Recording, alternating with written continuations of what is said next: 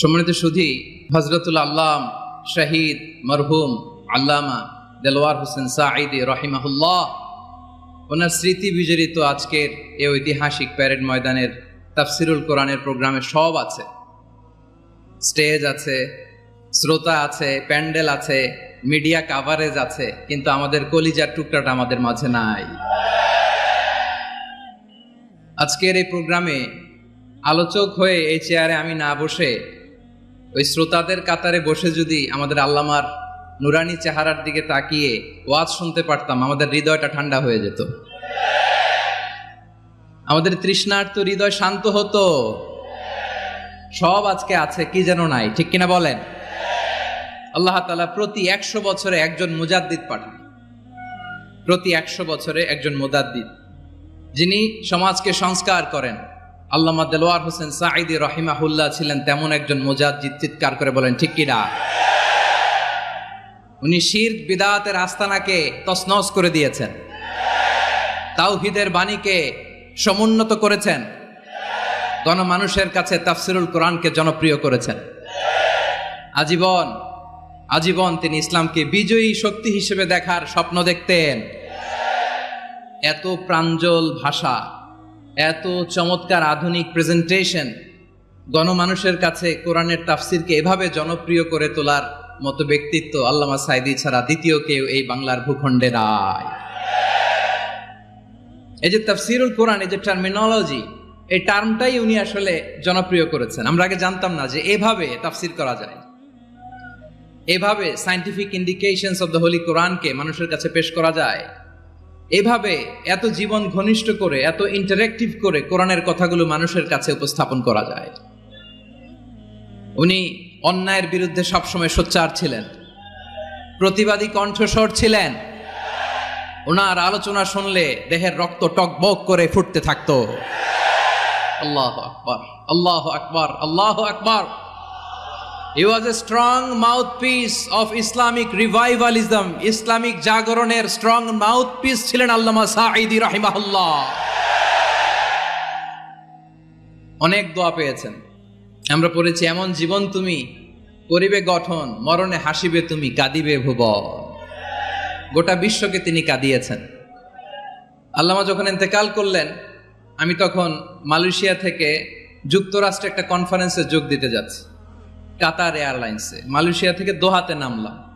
দোহায় যখন আমার ট্রানজিট, তখন শুনতে পেলাম যে আল্লামা বিদায় নিয়েছেন। সোশ্যাল মিডিয়ায় শুনে বিশ্বাস করতে পারলাম না। মুহূর্তের মধ্যেই মাসুদ সাঈদী ভাইকে মেসেজ করলাম, উনি কোনো উত্তর দিতে পারলেন না। মাসুদ ভাইয়ের সাথে যখন কোলাকুলি করি, আমাদের শামীম ভাইয়ের সাথে যখন কোলাকুলি করি, মনে হচ্ছে আল্লামা সাঈদীর ঘ্রাণ পাই। শরীরটা লিটারালি কাঁপছিল, নিজেকে মানাতে পারছিলাম না, বিশ্বাস করতে পারছিলাম যে আসলে আল্লামা বিদায় নিয়েছেন। ইন দ্য মিন টাইম আমার সেকেন্ড ফ্লাইট, দোহা টু নিউ ইয়র্ক, 12 ঘন্টার ফ্লাইটে উঠলাম। ইন্টারনেট থেকে বিচ্ছিন্ন হলাম। নামার পরে শুনলাম আল্লাহু আকবার, যেখানে ওনাকে কবরস্থ করার কথা ছিল সেখানেও কবর দিতে দেয়া হয় নাই। ছবিগুলো দেখতে লাগলাম, হাসিমাখা মুখ, হাসিমাখা নিথর দেহটা, মরণে হাসিবে তুমি, কাঁদিবে ভুবন। From east to west, from north to south, the entire globe, গোটা বিশ্ব ওনার জন্য কেঁদেছে, গোটা বিশ্ব কেঁদেছে। কাবার গিলাফ ধরে ধরে মানুষ চিৎকার করেছে। এর চেয়ে শ্রেষ্ঠ মৃত্যুকার হতে পারে? আমাদের আল্লামার আর কি পাওয়ার ছিল বলেন? আর কি পাওয়ার ছিল? কুল্লু নাফসিন যায়িকাতুল মাউত, যারাই দুনিয়াতে আসবে তারা ইন্তেকাল করবে, এটা আমরা মেনে নেই, এটা আমরা জানি। কিন্তু অবাক করা বিষয় হচ্ছে, আমরা আজও জানি না আমাদের আল্লামার মৃত্যু কি স্বাভাবিক হয়েছে নাকি এটা পরিকল্পিত মেডিকেল কিলিং ছিল। এটা যে পরিকল্পিত মেডিকেল কিলিং ছিল, এটা ধারণা করার পেছনে অনেক কারণ আছে। তিনি আধিপত্যবাদের বিরুদ্ধে সোচ্চার ছিলেন, ফ্যাসিবাদের বিরুদ্ধে সোচ্চার ছিলেন, রাজনৈতিক প্রতিহিংসার শিকার ছিলেন। এজন্য এটা মেডিকেল কিলিং হতে পারে, এ ধারণা আমরা করতেই পারি। আওয়াজ করে বলেন ঠিক কিনা? যে সময়টা আমরা কাটাচ্ছি, এত সুন্দর সময় বাংলাদেশ আর পাবে না। আমাদের জন্মের পর থেকে এরকম চমৎকার সময় আমরা পাই নাই। এটাই আসল সময়। আমরা ইন্টারিম গভর্নমেন্টের কাছে দাবি জানাই, উচ্চতর তদন্ত কমিটি করে এটা কি হত্যাকাণ্ড ছিল নাকি স্বাভাবিক মৃত্যু ছিল, এই রিপোর্ট গণমানুষের কাছে প্রচার করে জানাতে হবে। এই দাবির সাথে কি সবাই আপনারা একমত? কারা কারা একমত হাত তুলে দেখান।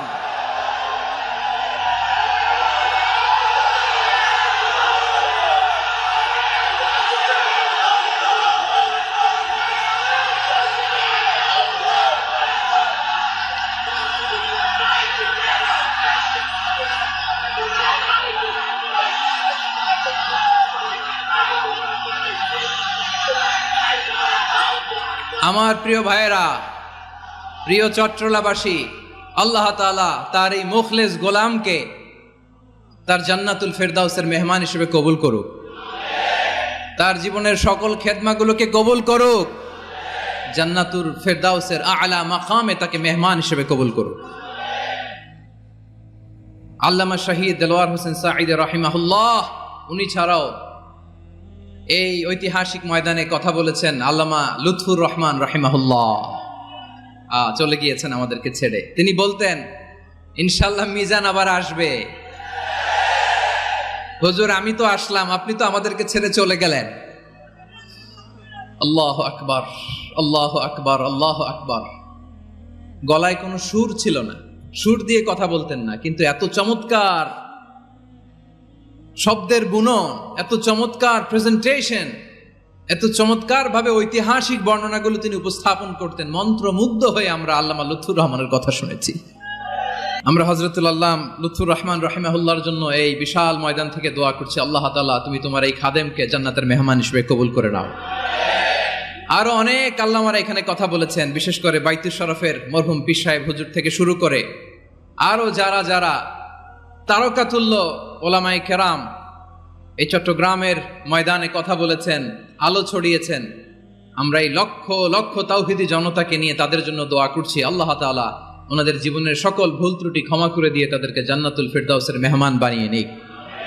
প্রিয় ভাইয়েরা, আমি নগণ্য একজন কোরআনের ছাত্র, এত বিশাল মঞ্চে এত বড় প্ল্যাটফর্মে কথা বলা আমার জন্য সাজে না।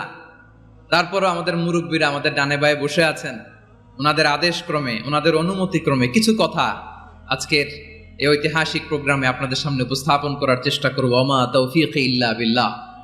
প্রিয় ভাইয়েরা, 5 দিন ব্যাপী এই তাফসীরুল কোরআনের প্রোগ্রামে অনেক ওলামা হযরত কথা বলেছেন। যারা কোরআন সুন্নাহ থেকে আমাদেরকে কোরআনের কথাগুলো শোনালেন, আমরা যেন সেগুলো আমল করতে পারি, আল্লাহ আমাদেরকে তৌফিক দান করুক। শুরুতে আমাদের নিয়তটাকে খালেস করে নেওয়া দরকার। এই যে গ্যাদারিং, এই যে হিউজ শোডাউন, এগুলো যদি আমাদের নিজেদেরকে পরিবর্তন না করে, তাহলে এতে কোনো লাভ নাই।